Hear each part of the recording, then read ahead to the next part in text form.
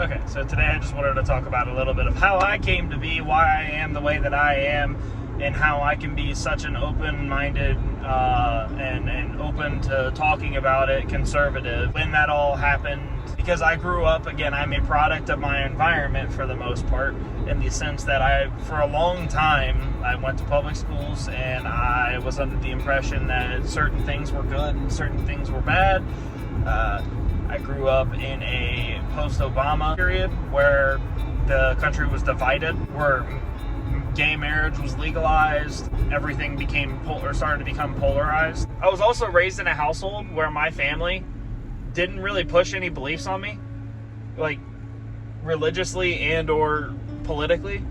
My family raised me to think freely. So the logical end for thinking freely is conservatism, because that is what actually stands for thinking freely. Liberalism does not. Who are all liberals? The people who sit there and consume CNN, ABC, MSNBC. Why are they all that way, do you ask? Just think to yourself. They believe whatever is told, or they're told. Which is why, logically speaking, they don't believe in men and women. They believe that a man can be a woman, that also a man can be a man but have lady parts. Anyways, my point is, they believe in shit that just is not backed up by science. It's not backed up by reality. They live in their own bubble. So there's just proof alone as to who actually gets to think freely. Conservatives are the free think, not liberals. I had my kind of come to Christ moment, and it literally was my come to Christ moment in 2020. But there was a lot of things leading up to that kind of just helped kind of solidify things. So in like 2018, 2019, I'm a young adult, but all the way through school, I had semi-liberal or classical liberal beliefs on things, that abortion, women should have the right to, if God forbid they were raped, or if they were going to lose their life. Like classical liberal, where it's just kind of like a leave me out, not necessarily a libertarian, but also like liberal, like guns should have some form of control. That's kind of where I stood. But I started to kind of find my politics like fiscally, watching Donald Trump in 2016. And this is where I started to kind of like the little droplets were starting to get there, but I didn't kind of fully change until I started working full time. So that would have been in 2019, only going to work and not school. And I kind of quietly started paying attention to things, and then 2020 happened, where we got the entire country locked down for COVID.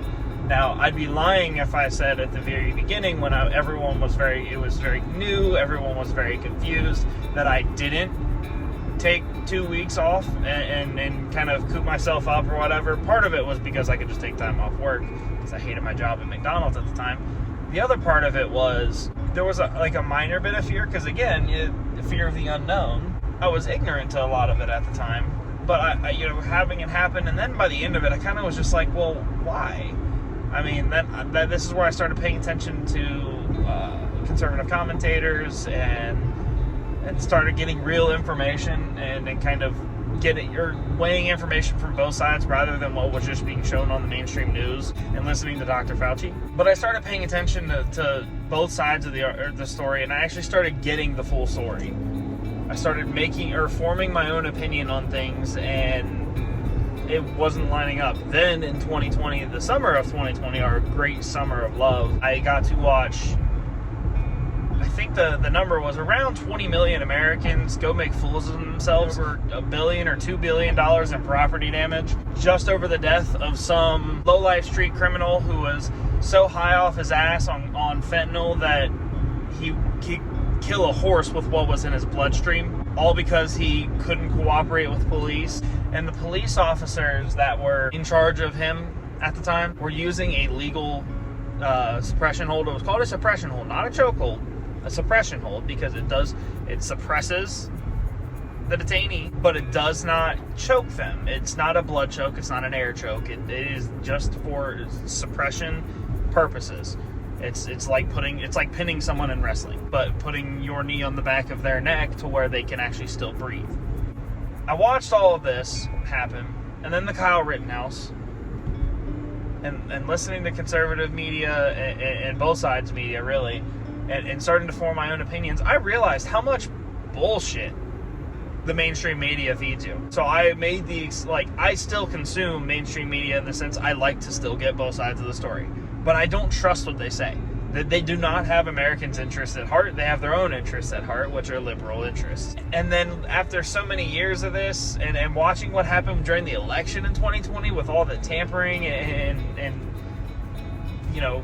polling places shutting down in the middle of the night, and then all of a sudden you get a huge drop in ballots for like 50,000 ballots all at once, and the numbers changed, went from one to another, and there was mass mail-in voting, and it took a month to count the damn votes. I called bullshit. And pardon my language in this video, because I'm getting very frustrated sitting here thinking about it all again. But this is how I came to be. I don't deal with this anymore, and I'm so tired of watching everything just go down the shitter the past couple of years. Our society is horrible. Our relationships are horrible in the sense of, like, culturally, like, the relationship between men and women is completely destroyed. Men hate women, women hate men. Everyone is at each other's necks about basically everything, and everything is politicized. Why can't we go back to a form of normal society where I do my business, you do yours, we all have general consensus on what is good and what is evil? And why don't we also take it back to where it's dignifying to be a stay-at-home mother and man going out and making a living?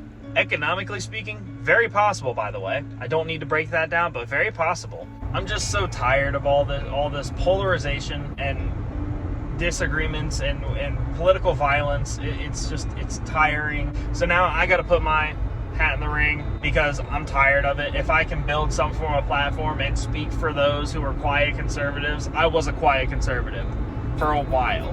From like 2018, 2019, all the way up until really like 2022, 2023 is where I started feeling comfortable in my politics. If you were around my age, of which I'm 23, almost 24, and you feel like you can't say the things you want to say in college and wherever in your social groups, there's a group for you. You just have to find it, and you have to be open about it. You have to speak your mind. Otherwise, again, that's the difference between liberals and conservatives. Liberals have cudgeled conservatives into thinking they can't speak their own mind. So now you have these huge bubbles where liberals will speak whatever the hell they want, and conservatives feel like they can't open their mouth. I know what it's like. I did it. But I'm done doing that. I would love to feel comfortable to post on social media. It still is a concern of mine. I haven't quite done it yet. Still trying to figure out how to do it. But I want to make a complete turn because I'm tired of it. I'm tired of just being quiet, staying away, letting the liberals all run their mouth and build their little bubble, and then proceed to win every election because they're all outspoken, and then the people who kind of are in the middle who don't really care, they always just vote for whoever's more outspoken. So let's all get outspoken about it. No more hiding. There's no reason to. There's enough of us. But yeah, that's going to be it for today, guys. I just wanted to talk about a little bit of why I am the way that I am. Again, it all comes down to my family raised me to think freely, and I watched what happened from, we'll say, 2018 to 2022, and that change between the administrations and the change between the parties, and there's been enough outgrowth of conservative media now to fight back against it. I'm hopping in the ring. So yeah, I will see you all in the next one.